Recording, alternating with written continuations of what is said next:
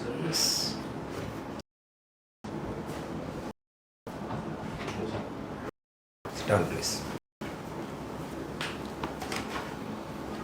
ഏത് പോസ്റ്റിലുള്ളത്? Accountant പോസ്റ്റിലാണ്. Muhammad Shari VK.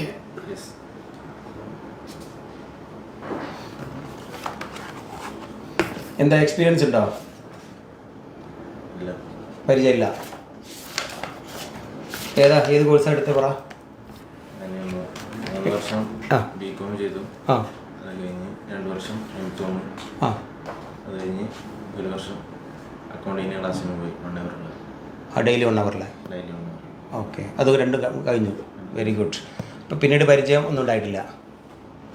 Okay okay, first വരെയാണ്.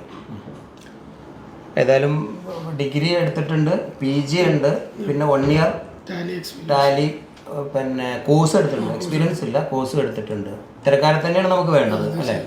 ശരി. നമ്മുടെ സ്ഥാപനത്തിന് വേണ്ട കുറച്ച് ഗുണങ്ങൾ ഉണ്ട്. അഥവാ നിങ്ങൾ ഡിഗ്രിക്ക് പഠിക്കുമ്പോൾ PGക്ക് പഠിക്കുമ്പോൾ ക്യാമ്പസിലൊരു 5-6 മണിക്കൂറായിരുന്നു ക്ലാസ് ഉണ്ടായിരുന്നത് അല്ലേ? ബാക്കി ഒരു 5-6 മണിക്കൂർ നമുക്ക് കിടന്നുറങ്ങണം. 12 മണിക്കൂറും പോയി. ഒരു 2 മണിക്കൂർ കുളിക്കാനും ഭക്ഷണം കഴിക്കാനും മറ്റ് മൊബൈൽ നോക്കാനും മാറ്റിക്കോ. ബാക്കി എത്ര മണിക്കൂറുണ്ട്? 10 മണിക്കൂർ. ഒന്ന് ഉറക്കെ പറഞ്ഞോ കേട്ടോ, ഇതിനെങ്ങനെ പേടിക്കണേ. 10 മണിക്കൂറുണ്ട്. ശരി, ഈ 10 മണിക്കൂർ മോൻ എന്ത് ചെയ്തു? എന്തൊക്കെ ചെയ്തു?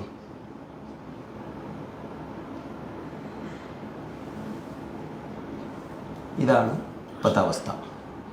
എക്സ്പീരിയൻസ് ഇല്ല, എക്സ്പീരിയൻസ് ഓക്കെ ഓഫ് കോഴ്സ് സാറില്ല. പക്ഷെ ആ 10 മണിക്കൂർ അതൊരു എക്സ്പീരിയൻസിന് വേണ്ടി ഉപയോഗിക്കാമായിരുന്നു അല്ലേ? ഇപ്പം തോന്നുന്നു അല്ലേ? PG അങ്ങനെ തന്നെ അല്ലേ ഉണ്ടായി? 2 കൊല്ലം PGക്ക് പോയി, ഒരു 10 മണിക്കൂർ കിട്ടി നിങ്ങൾക്ക്. എന്ത് ചെയ്തു? ഒന്നും ചെയ്തില്ല. Okay, done.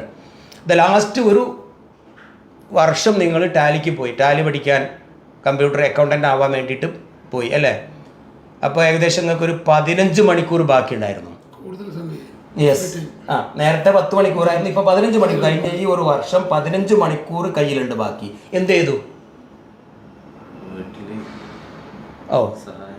വീടിൻ്റെ സഹായമായിട്ട്. കാരണം പല ആൺകുട്ടികളും അങ്ങനെയാണ്, നല്ല ആൺകുട്ടികളായിരിക്കും. കാരണം വീട്ടിൽ ഉമ്മ ഉപ്പായിട്ട് ഉണ്ടാകും, അവരെ സപ്പോർട്ട് ചെയ്തു.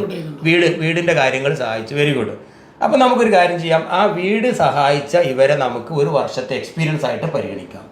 കാരണം വീട്ടിലെ കാര്യങ്ങൾ ഇവർ ചോദിച്ചു, ഡേ ടു ഡേ ആക്ടിവിറ്റി അറിയാം. Okay, no problem.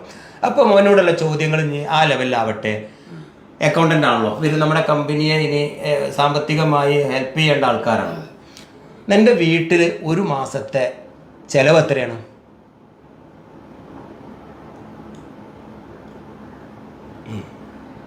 വീട് നോക്കിയ കുട്ടിയാണ്. ഒരു മാസത്തെ ചിലവ്. ശരി, ഒരു മാസത്തെ വരവ് എത്രയാണ് എൻ്റെ കുടുംബത്തിൻ്റെ?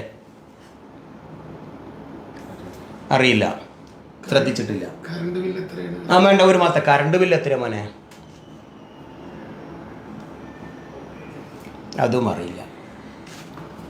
ഉമ്മയും വാപ്പയും ഒരു മാസം എത്ര രൂപയുടെ മരുന്ന് കഴിക്കുന്നുണ്ടെന്നറിയോ? അവർക്ക് രോഗമുണ്ട് അല്ലേ? രോഗമില്ലാത്ത ആരുമില്ല, അതും അറിയില്ല. ഇതാണ് ഇന്നത്തെ നിങ്ങളെപ്പോലുള്ള യുവാക്കളുടെ വലിയ പ്രശ്നം. ഒരു വീടിൻ്റെ ചിലവറിയാത്ത, വീടിൻ്റെ വരവറിയാത്ത, രക്ഷിതാക്കളുടെ അസുഖങ്ങളെക്കുറിച്ചും അറിയാത്ത, അവർക്ക് എത്ര രൂപയുടെ മരുന്ന് വേണമെന്നറിയാത്ത നിങ്ങളെപ്പോലുള്ളവർക്ക് എങ്ങനെ ഞങ്ങളെപ്പോലുള്ള ഇത്തരം സ്ഥാപനത്തിലെ സാമ്പത്തിക കൈകാര്യം ചെയ്യാൻ പറ്റുക? ഞങ്ങളുടെ പണം എങ്ങനെ ചിലവാക്കണം, ഞങ്ങളുടെ വരവെത്ര ചിലവെത്ര എന്ന് നോക്കേണ്ടവരല്ലേ നിങ്ങളൊക്കെ? അപ്പം നിങ്ങൾ എങ്ങനെയാണ് ഈ പണിയെടുക്കുക ഇവിടെ വന്ന്? സോറി കേട്ടോ, ഇത്തരക്കാരല്ല ഞങ്ങൾ ഉദ്ദേശിക്കുന്നത്. പഠിക്കുമ്പോൾ തന്നെ നിങ്ങൾ പ്രാക്ടീസ് ചെയ്യുകയാണെങ്കിൽ ഈ പോസ്റ്റ് ഓക്കെയാണ് മോനെ. ഇല്ല, അവിടെ ഫ്രഷ് അല്ല. 5-6 കൊല്ലം നിങ്ങൾ 3-4, 3-2, 5 കൊല്ലം, ഒരു ഡിഗ്രി മാത്രം ആവട്ടെ, ഒരു 3 കൊല്ലം നിങ്ങൾ ക്യാമ്പസിൽ പോയപ്പോൾ കിട്ടിയ 5-10 മണിക്കൂർ നിങ്ങൾ വല്ലതും ഇതുപോലെ ആവശ്യത്തിന് ചിലവാക്കുകയാണെങ്കിൽ, ഏതെങ്കിലും ഒരു സ്ഥാപനത്തിൽ പോയിട്ട് ശമ്പളം പോലും ചോദിക്കാതെ ഒരു എക്സ്പീരിയൻസ് നേടാൻ നിങ്ങൾ ശ്രമിക്കുകയാണെങ്കിൽ, ഒരു 2 മണിക്കൂറെങ്കിലും ആ പഠനത്തിൻ്റെ ശേഷം നിങ്ങളൊരു സ്ഥാപനത്തിൽ ഒരു ക്യാഷ്യർ, ഒരു അക്കൗണ്ടൻ്റ് അല്ലെങ്കിൽ സാമ്പത്തിക കൈകാര്യം ചെയ്യുന്ന ഒരാളാണെങ്കിൽ നിങ്ങൾക്ക് പറയാമായിരുന്നു എനിക്കൊരു കൊല്ലത്തെ എക്സ്പീരിയൻസ് ഉണ്ട്, 3 കൊല്ലത്തെ എക്സ്പീരിയൻസ് ഉണ്ട്.